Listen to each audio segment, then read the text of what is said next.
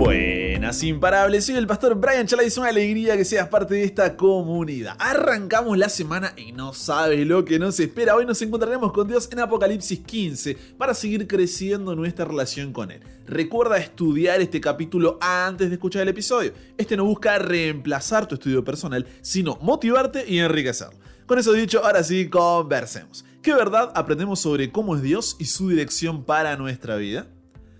Padre, muchas veces pensamos que no podemos ser perdonados por ti.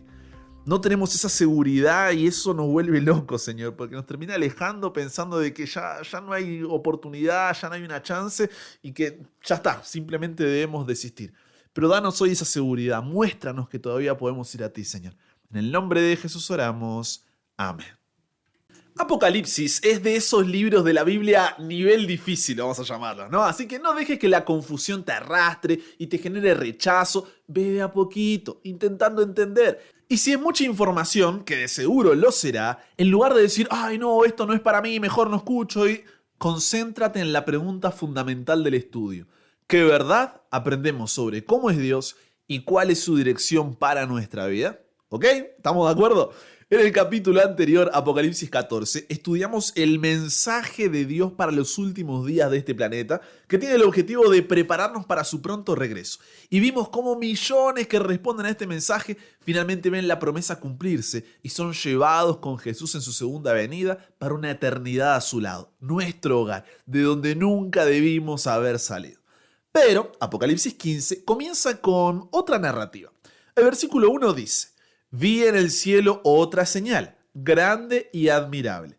7 ángeles que tenían las 7 plagas postreras, porque en ellas se consumaba la ira de Dios.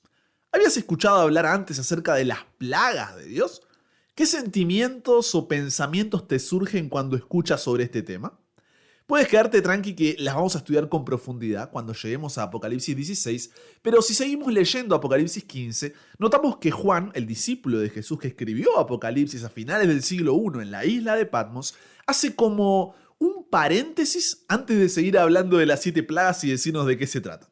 Es como, ¿viste cuando una película o serie hace ese juego narrativo en el que comienza mostrándote algo que sucede en el futuro y luego vuelve al pasado para mostrarte lo que sucedió antes de llegar a esa escena? Bueno, algo así. ¿Por qué hace esto? Recuerda cuál es el objetivo de Apocalipsis: revelar a Jesús y desenmascarar los planes de Satanás a lo largo de la historia y específicamente en los últimos tiempos antes de la segunda venida, buscando así demostrar la fidelidad de Dios en cada época para animar, fortalecer, redimir y finalmente liberar a su pueblo del pecado y sus consecuencias. Entonces, como sabe que lo que dirá luego son las 7 plagas y será terrible, devastador y hasta angustiante, ya llegaremos allí, quiere asegurarse que no nos desanimemos ante este mensaje que vendrá y lo entendamos correctamente. Por eso hace este paréntesis. ¿En qué consiste?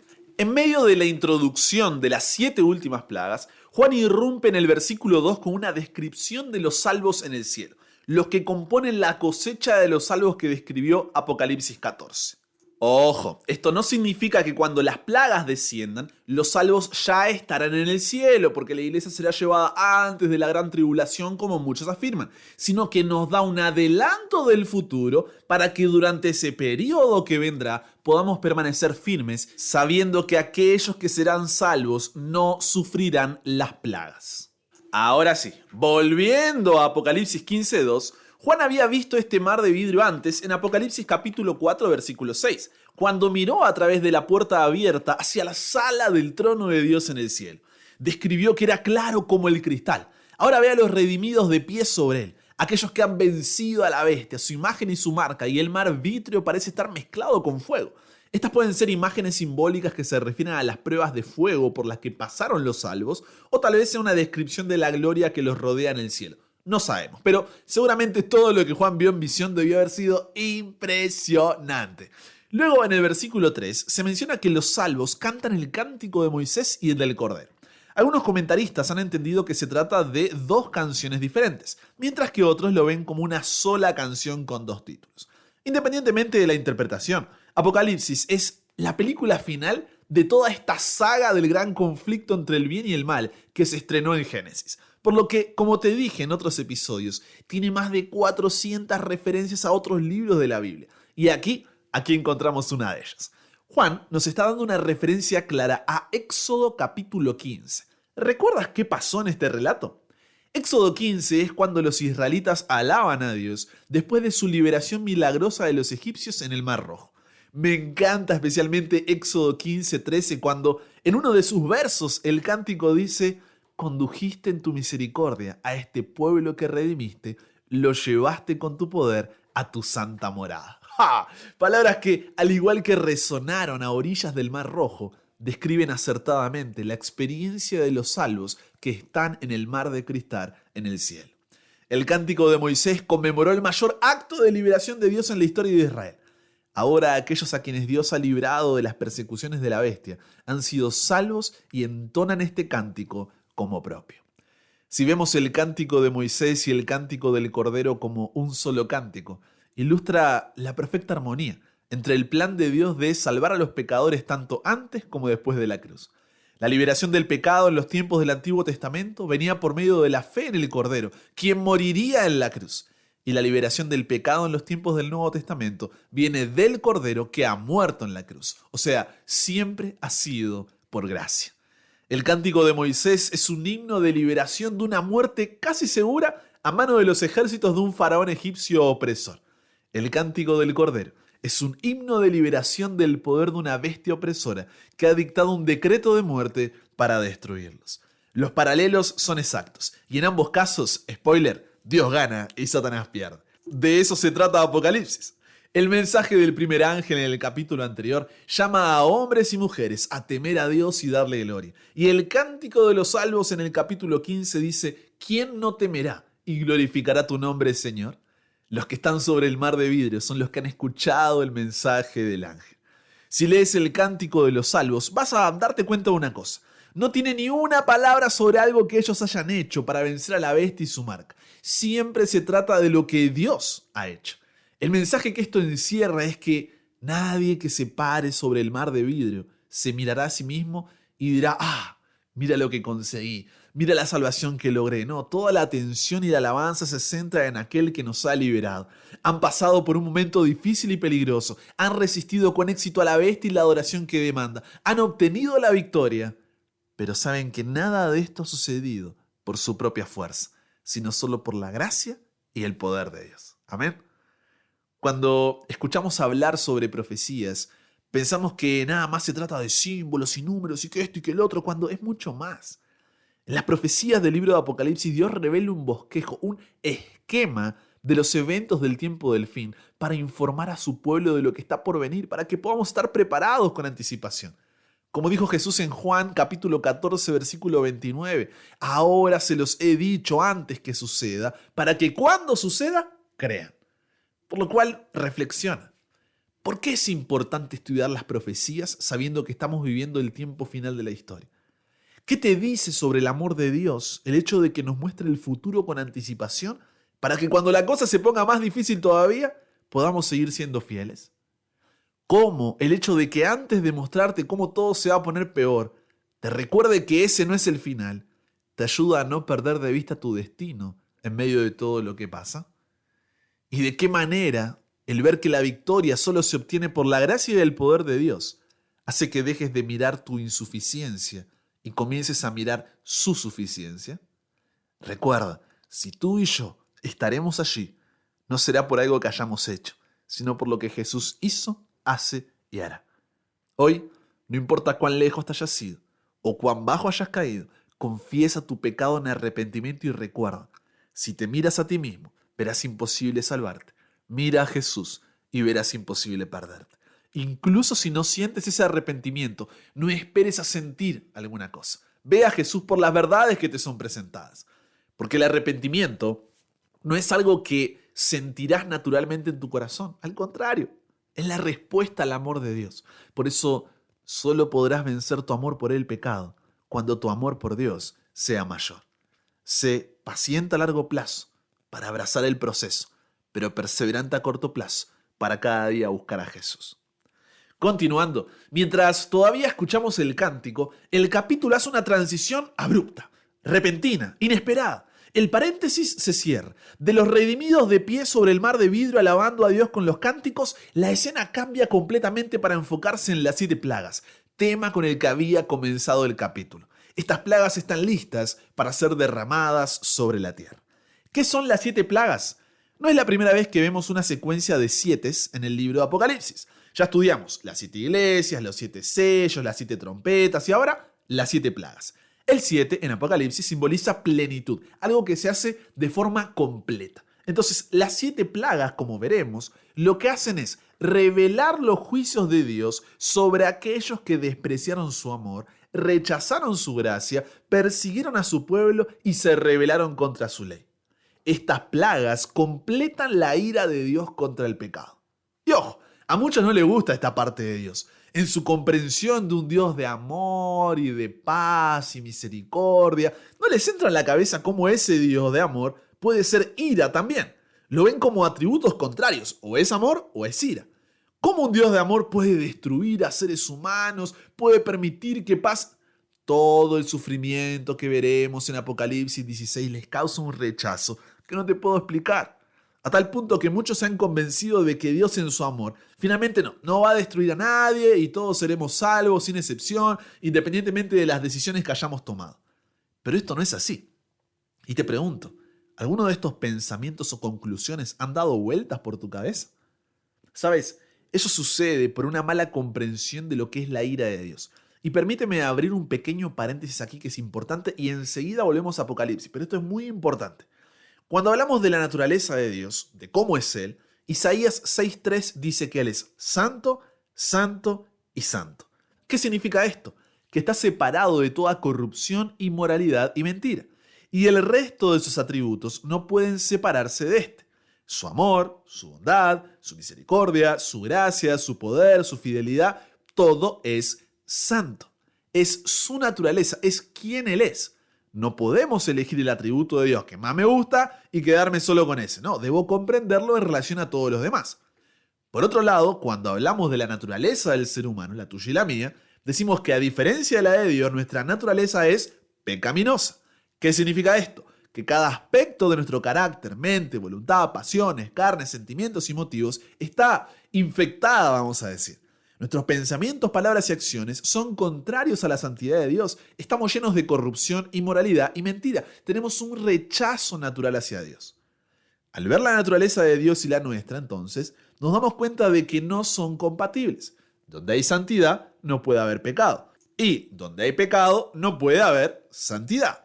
Un ejemplo visual para que se entienda esto, podríamos hacerlo con el sol.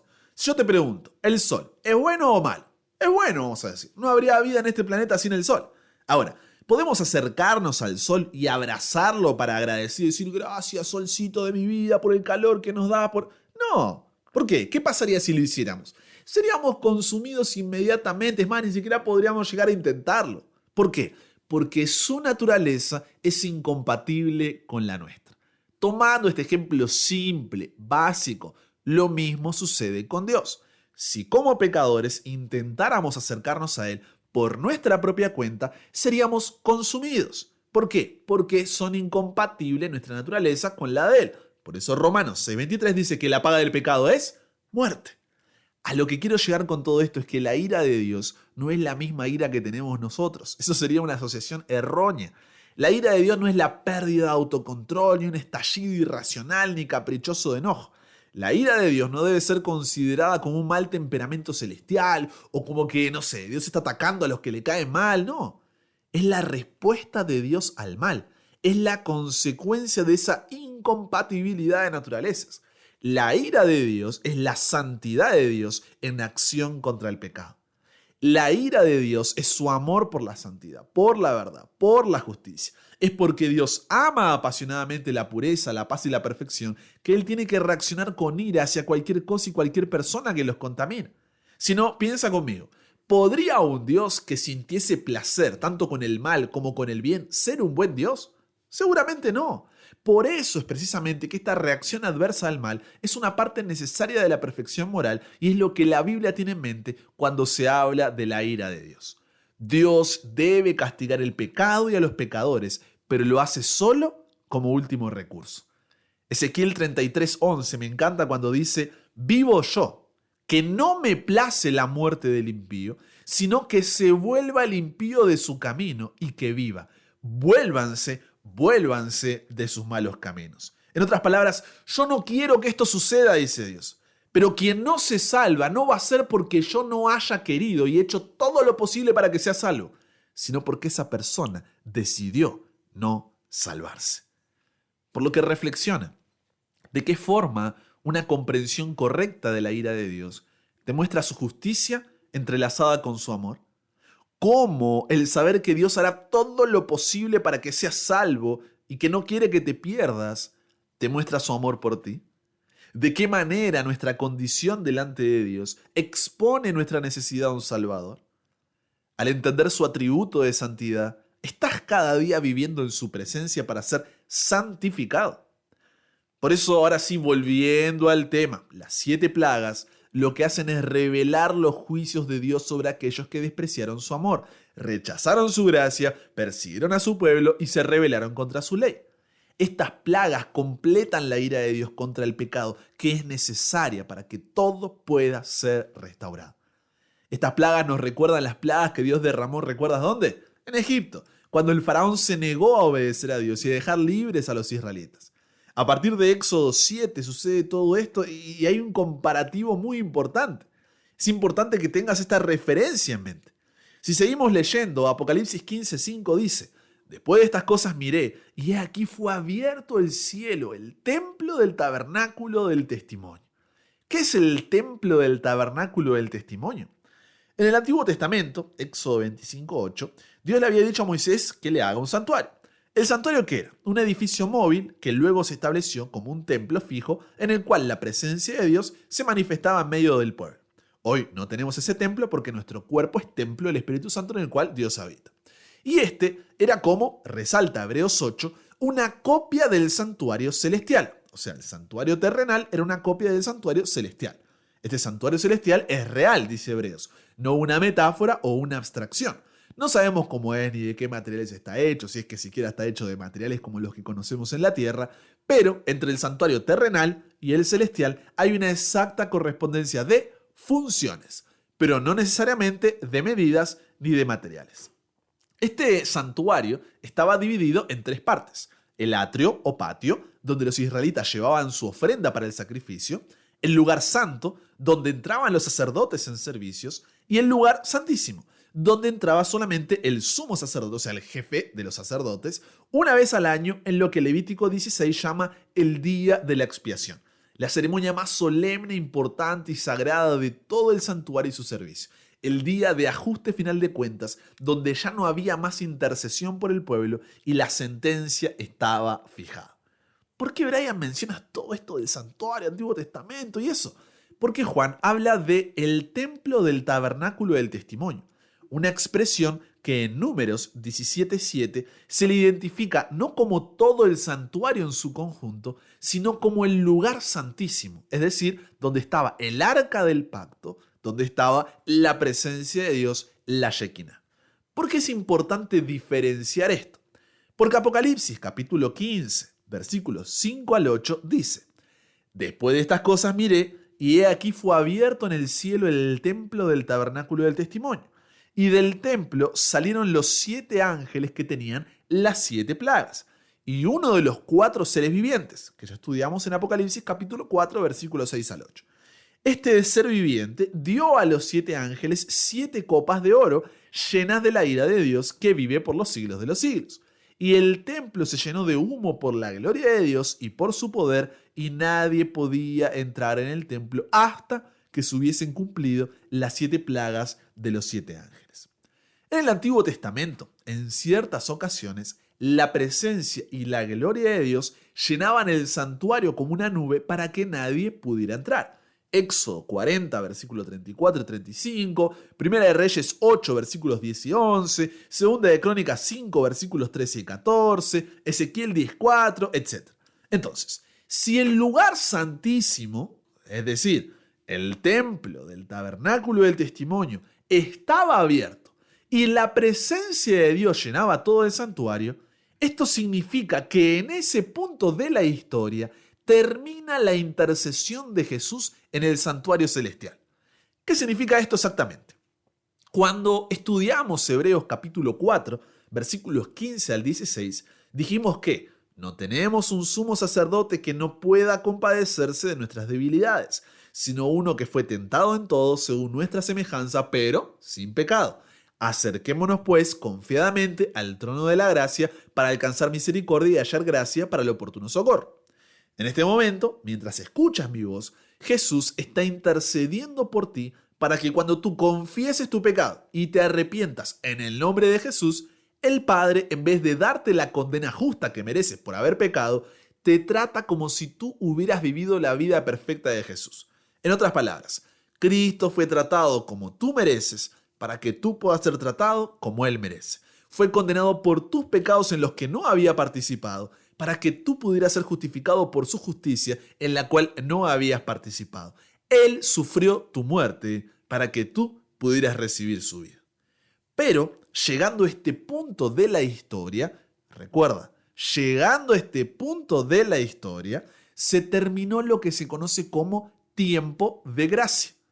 Todas las personas del planeta Tierra han tomado su decisión final y definitiva a favor o en contra de Jesús. Esto todavía no sucedió. Esto sucederá en el futuro, después de que el dragón hace guerra contra el pueblo de Dios, usando la bestia que sube del mar, la bestia que sube de la tierra, lo que pasa con la marca de la bestia, el sello de Dios. Después de esto, pasa esto, ¿ok?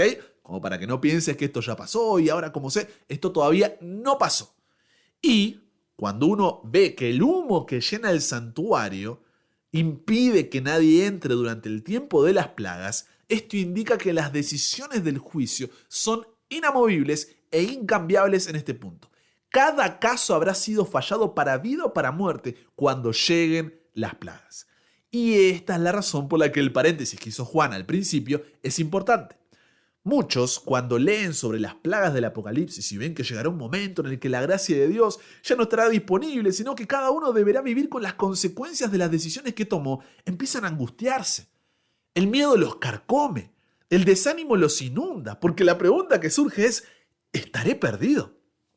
Pero Daniel capítulo 12, versículo 1, hablando de este momento, dice, en aquel tiempo se levantará Miguel, el gran príncipe que está de parte de los hijos de tu pueblo, haciendo referencia a Jesús y el fin de su obra de intercesión.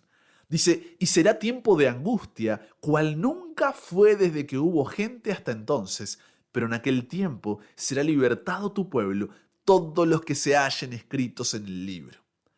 Así como los israelitas permanecieron en Egipto y fueron protegidos por Dios durante las plagas, el pueblo de Dios en el tiempo del fin permanecerá en este mundo, protegido por Dios durante las últimas plagas, y será liberado luego de ellas para entrar en su glorioso templo y poder disfrutar con Dios por toda la eternidad. Como dijo Jesús en Mateo capítulo 24, versículo 13, el que persevera hasta el fin, ese será salvo. Durante las plagas, Dios demuestra ante todo el universo que su gracia puede sostener y fortalecer a su pueblo en las peores circunstancias. Incluso durante las plagas, su amor se revela. Todos aquellos que estén escritos en el libro, aquellos que hayan aceptado la gracia de Dios, por más que estarán durante el tiempo de las plagas en la tierra, no sufrirán esas plagas, al igual que pasó con el pueblo en Egipto. En conclusión, las 7 plagas, de nuevo, todavía no han llegado. El tiempo de gracia todavía no se ha terminado. Jesús sigue intercediendo por ti y por mí en el santuario celestial. Así que no usemos un texto fuera de contexto como pretexto. Apocalipsis ya describió que antes de que ese día llegue, primero tiene que suceder la guerra que el dragón hace contra el pueblo de Dios a través de la bestia que sube del mar, la que sube de la tierra, la división entre aquellos que reciben la marca de la bestia y el sello de Dios, como ya estudiamos en Apocalipsis 13 y 14. Pero, como dice 2 de Pedro 3:15, tened entendido que la paciencia de nuestro Dios es para salvación. En otras palabras, sí, es verdad, todavía no llegó ese tiempo. Todavía la gracia de Dios está disponible. Pero que todavía no se hayan derramado las plagas no significa que tú puedas decir, bueno, todavía falta. Cuando llegue el momento, ahí comienzo recién a hacer las cosas como corresponde. No, el cinturón no se lo pone uno del avión cuando el avión ya está por estrellarse. Porque, a ver, somos así, siempre pateamos todo para adelante, pero no. Hoy necesitamos reflexionar sobre cómo está nuestra relación con Dios. Porque como dice 2 de Pedro 3:9, el Señor no retarda su promesa, según algunos la tienen por tardanza, sino que es paciente para con nosotros, no queriendo que ninguno perezca, sino que todos procedan al arrepentimiento. No podemos perder de vista la eternidad, porque si no, en palabras de Jesús en Mateo 16:26, ¿de qué te sirve ganar todo en esta vida? Que te vaya bien en el trabajo, en la universidad, en el amor, en la familia, y al final perder todo eso. Al ver tu vida de pecado, muchas veces tendrás pensamientos del tipo: no soy digno de ser perdonado, soy un hipócrita, Dios se cansó de mí, ya me fui demasiado lejos, caí demasiado bajo, y sabes, todo eso es verdad. Pero la oportunidad de reconciliarte con Dios no es por algo que tú hayas hecho, sino por lo que Jesús hizo por ti en la cruz. En Éxodo, la sangre del Cordero sobre la puerta de los hogares libró al pueblo de la muerte en los juicios de Dios contra Egipto. De la misma forma, si la sangre de Cristo está en tu corazón, no sufrirás las plagas de Apocalipsis 16. Ahora, el que la sangre de Jesús nos libre de sufrir esas plagas, no significa que debe ser el miedo lo que motive tu consagración, como diciendo: mejor acepto ahora la gracia de Jesús para no ser castigado después. No. Lo que debe motivarte es entender que en realidad tú y yo merecemos ser condenados por Dios porque somos pecadores. Merecemos esas plagas. Pero Cristo fue tratado como tú mereces, para que tú puedas ser tratado como Él merece. Fue condenado por tus pecados en los que no había participado, para que tú pudieras ser justificado por su justicia en la cual no habías participado. Él sufrió tu muerte para que tú pudieras recibir su vida. Ese amor inmerecido es lo que nos lleva al cambio. Al final, como dice 1 de Juan 4:19, nosotros lo amamos a Él porque Él nos amó primero. Conversamos con Dios sobre esto. Padre, qué sacudón que nos estás dando, Señor. Y gracias en primer lugar porque todavía tu gracia se extiende hacia nosotros, pecadores que estamos necesitados de ti.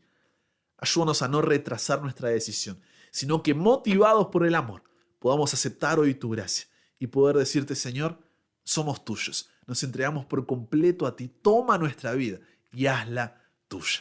Señor, esta debe ser una decisión diaria de consagración, pero ayúdanos a aprovechar este tiempo donde todavía tu gracia está disponible, Señor, para poder ser parte de aquellos que estarán cantando el cántico de Moisés y el cántico del Cordero, Padre. Padre, si hay personas que están escuchando mi voz y todavía no aceptaron a Jesús como su Salvador y Señor, que no retrasen más esa decisión. Que tu Espíritu Santo pueda confirmarles que este es un mensaje de parte tuya para decirles: es hora de hacer lo que sabes que debes hacer. Si hay personas que están escuchando y que ya te aceptaron a ti, ayúdalos a no desistir, Señor, a permanecer aferrados a ti, a renovar ese compromiso en medio de todo lo que les está pasando en la vida en este momento. Y si por algún motivo hay personas que se han alejado de ti y les ha llegado este audio, que hoy puedan tener la seguridad de que es el día de volver. Porque tu gracia todavía se extiende hacia ellos, no porque ellos lo merezcan, sino por lo que tú hiciste por cada uno de nosotros. Gracias, Padre, por eso. Gracias por tu intercesión. Gracias por tu reconciliación. Gracias por tu salvación. Gracias porque, Señor, tenemos tiempo de volver a ti hoy. Nos entregamos hoy a ti, Señor. Cámbianos, renuévanos, transfórmanos, somos tuyos. En el nombre de Jesús oramos. Amén. Y con eso llegamos al final. Comparte con otros lo que aprendiste hoy. Súmate a la comunidad en WhatsApp totalmente gratis si todavía no lo has hecho, para recibir una notificación en tu celular cada mañana, escuchar los episodios sin conexión, tener material extra, hacer tus preguntas, acceder a contenido exclusivo y te espero en el siguiente, para que nunca pares de aprender y nunca pares de crecer. ¿Por qué? Porque hasta el cielo no paramos.